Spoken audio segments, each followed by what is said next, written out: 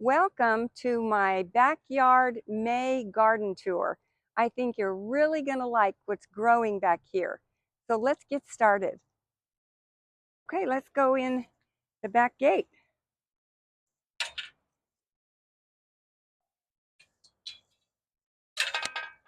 Got another pittosporum.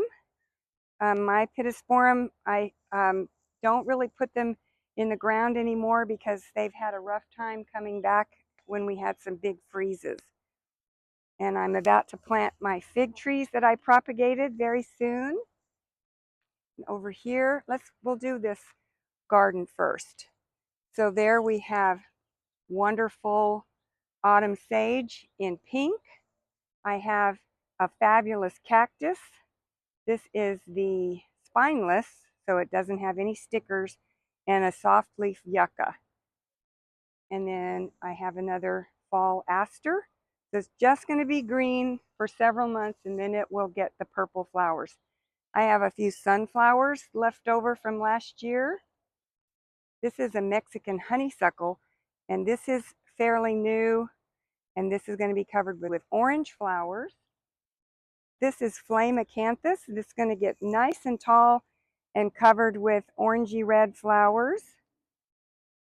This is Jewels of Opar. This one, somebody gave me this, and it doesn't do much, but it gets these just sweet little tiny purple flowers on top, but it's pretty. Jewels of Opar. And another flame acanthus, and I have a blank spot. I will be putting something there soon, and I actually don't know what that is. I'm waiting for it to flower so I can figure it out. Another autumn sage, another fall aster. This all along the edge is just a liriope, all along the edge. So we have a rock rose in pink. There's another autumn sage. This is more Mexican honeysuckle. Fall aster. This is rock rose. And that is catmint or nepeta. Isn't that cute? This is it's just come out of dormancy, and so this is its first year to flower. And it's really cute, covered with little purple flowers. Love that. And another fall aster back there. And here is a Turk's cap. It's not looking so good. It's kind of yellowing. I've got to figure out what's wrong with that. But look at the pretty pink flowers on the rock rose. I love that. And the last bit of my bluebonnets, there's just a few more hanging on, but now they're about to explode. Their seeds will fly all over and get themselves into places that they choose.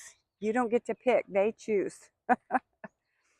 All right, let's go back here and look at the Pollinator Garden. And I'll show you the Wildflower Experiment. So here is my little area that I put this fence up. So I wanted to keep the dogs from trampling. And I spread wildflower seeds all over here. And I'll put a link to the video so you can see what this looked like when I first planted the seeds. And I am seeing a little bit, but don't think I'm going to do this again. But here are the wildflowers. And so far, the only thing I have is Gaillardia. I do have that and a few other little things, but I don't know. Maybe there was just too much grass. But Gaillardia is doing great. Here's something. This could be Black-Eyed Susan right back here. One. So I don't know if my wildflower seed experiment was very good. All right, now I'm going to show you the Pollinator Garden. This is Greg's Mist, and it is back. I don't know if you remember, you can look back at my past videos. This had all gone dormant, and I used a weed whacker, and we just kind of really cut it way back. And now it is up and glorious. And as soon as the sun comes out, the pollinators, the butterflies, will start landing on these little purple mounds here. They will kind of hover around. They love to sit on these and eat that nectar. And then right here is Gara. Gara is a really wonderful plant that the butterflies enjoy, and the little flowers kind of look like butterflies hovering above. So I have two Gara in here. Aren't they pretty? And this Gara also comes in pink. And then there's my Pride of Barbados. She's stuck her head up, so I'm excited to see her. She gives beautiful orange flowers. There's a Turk's cap. This one kind of likes the shade. And then there's a butterfly bush that puts out a purple flower. So, but no flowers yet on the butterfly bush. So that is my pollinator garden, just made for butterflies. I love it. And I have some seating right here, and I sit here and have coffee and just enjoy watching these butterflies. It's just beautiful. Okay, let's go all the way back to American Beautyberry. I have another Turk's cap back here, a new Turk's cap. Here's American Beautyberry. This is a wonderful understory tree. It has to be in the shade, and it fills up the space underneath these cedar trees. And then later on in the year, it gets those really vibrant purpley pink berries. So backing up a little further in my raised bed, I wanted to make sure and show you my zinnias. They are doing great. And some tomatoes. My neighbor gave me tomatoes. So I have 4 tomatoes in this whiskey barrel and a basil in the middle. And so I'm not sure. I'm going to probably have to move some of these tomatoes. I'm sure I put too many things in one spot. And look at the zinnias. And this is obedient plant. And this is a black-eyed Susan. Tons of zinnias. Now I will show you the most beautiful thing I've got over here in another bed. This is my hydrangea. Look at this. This is Oak Leaf Hydrangea, and this is the one hydrangea we can grow here in Central Texas. This is year 3, and I really do plan to get more because I do have space and I could put more like right out here. But aren't they beautiful? Just love this. And I need to cut some of these and bring them inside in an arrangement. So pretty. And then look at my daylilies. Aren't they beautiful? This is an orange variety. They bloom so beautifully. They're going to bloom all summer long. These are repeat bloomers, and they just make me so happy. And right in the middle here is just some evergreen shrubs. I like to come out here in the winter and see something green. So that is my something green. This is Abelia, Rose Creek.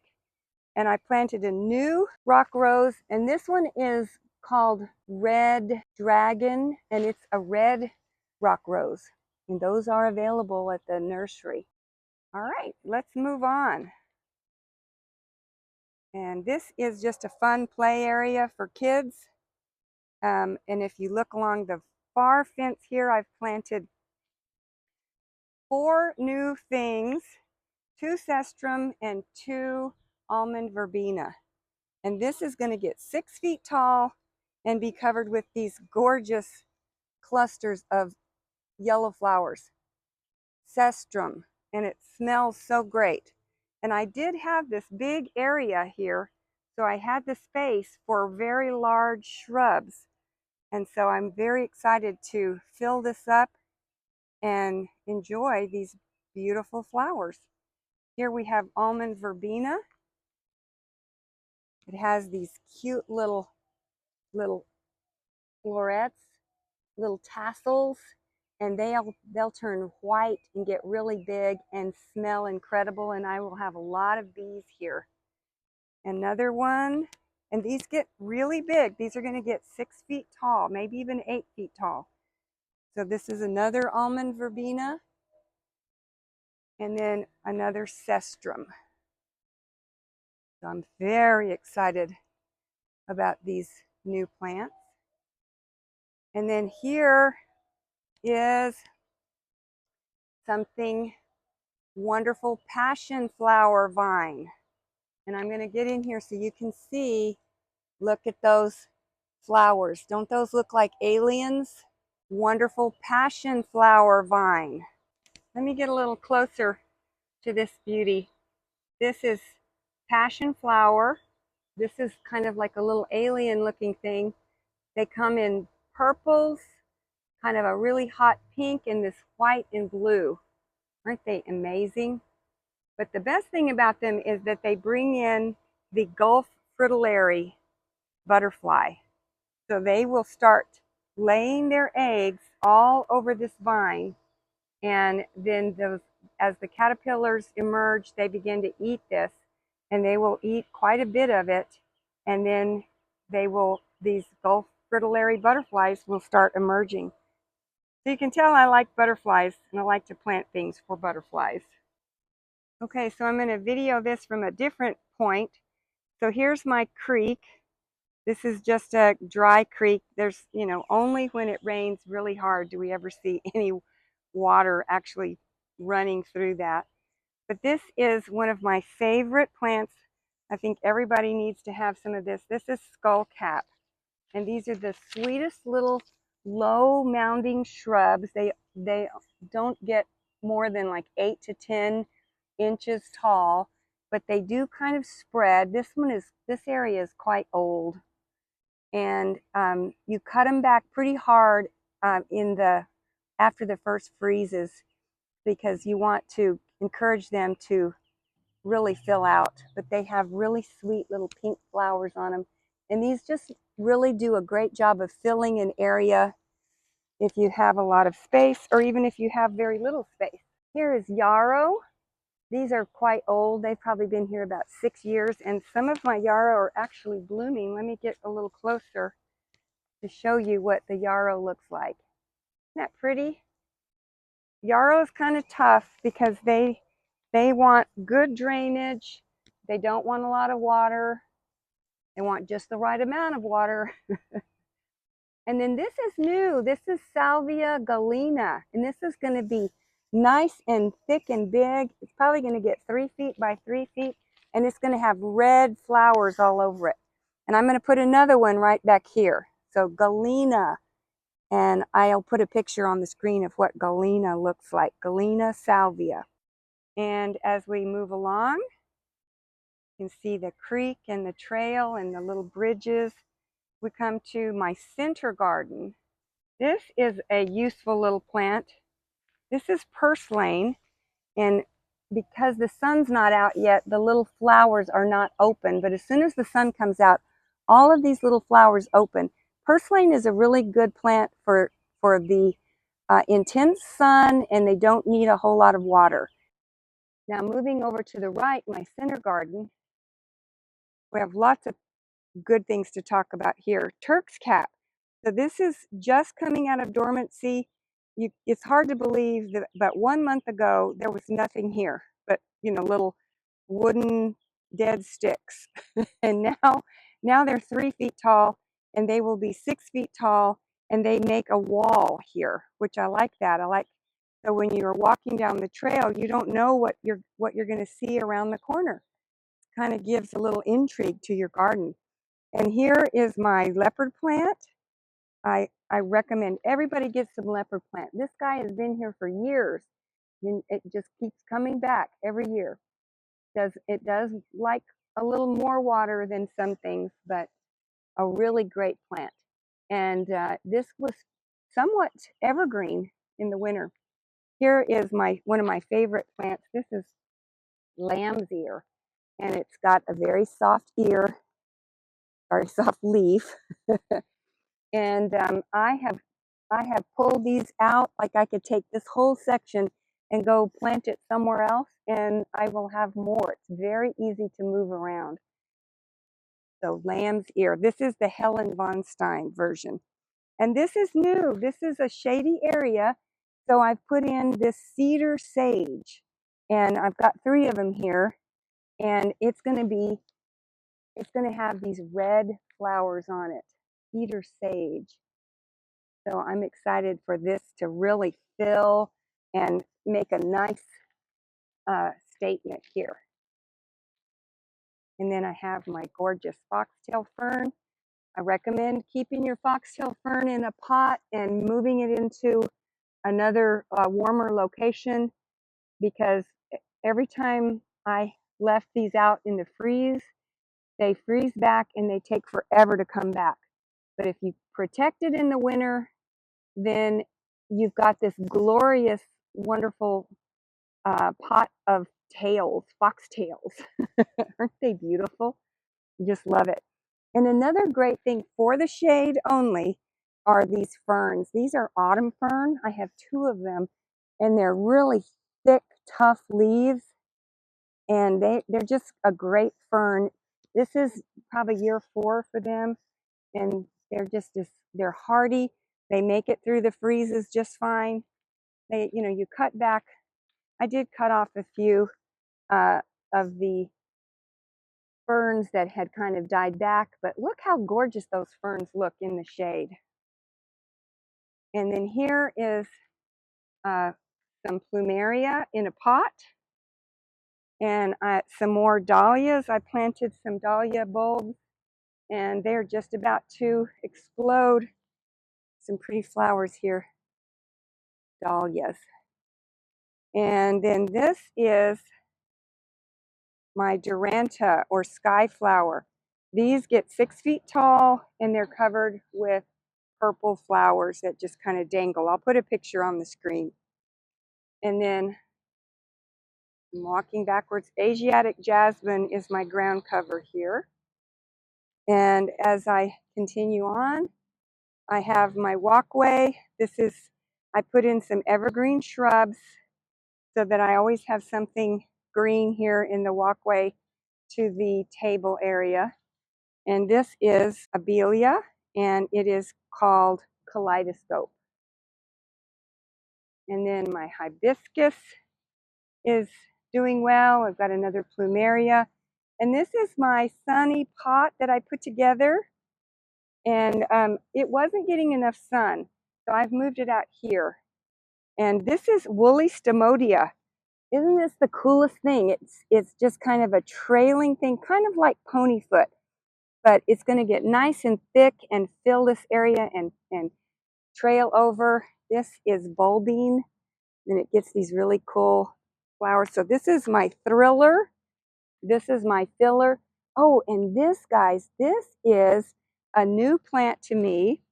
This is caladium, but this is not your ordinary caladium. This is sun caladium. So it can handle the heat. So I'm going to try it. Another friend I work with, she has been growing these, and they can take the full sun. Isn't that cool? A caladium that can handle the sun.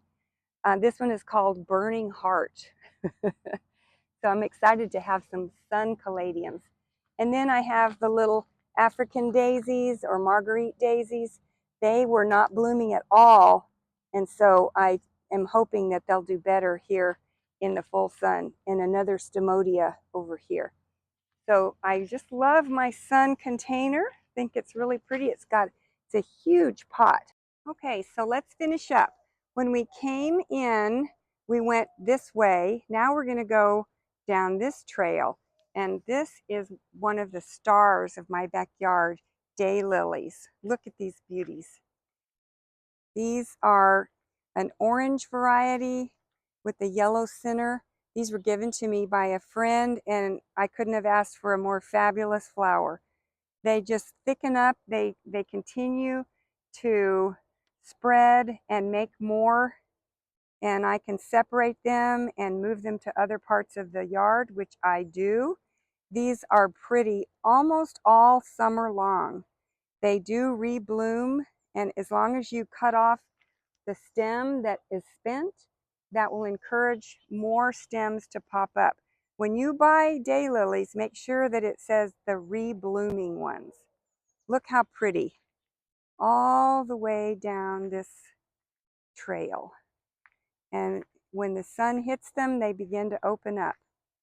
And each lily lasts 1 day. Okay, and then if I look behind that, I have a beautiful stand of Thryallis. This is one, and this is one over here. And those are going to be covered with yellow flowers. And this is the first year I didn't chop them all the way down. The branches were all browned, and I just thought, I wonder what will happen if I don't cut them down. And by golly, most of them greened back up again. So don't cut your Thryallis until you see if the branches are truly dead. Most of them are just dormant. This is Henry Dulberg salvia, and when these yellow blooms start really popping out, man, the yellow and purple together looks fabulous. And then if I pan this way, I have another little garden area. These are berms, and so these little gardens, we just brought in soil, like a truckload of soil, and made these little hills.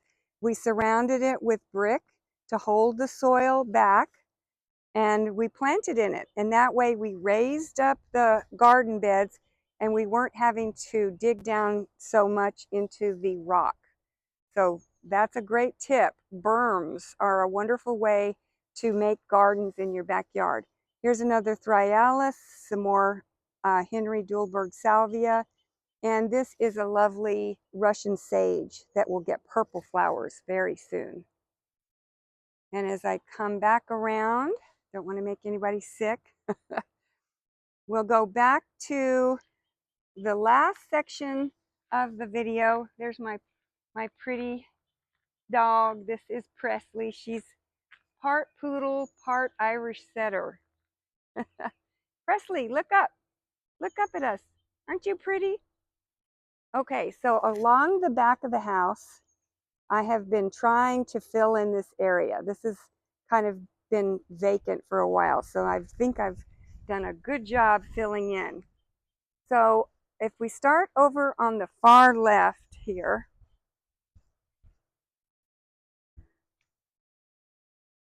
I have a new plant. This is Espionza, or yellow bells, and this is going to get about 4 to 5 feet tall and really fill out with these gorgeous yellow flowers, and this will look really great all summer long. And it does go dormant, but it comes back every year. We have some more of the taller salvia, the Henry Dulbergs, and the white ones are Augusta Dulbergs. Here is a cut leaf daisy. Isn't she cute?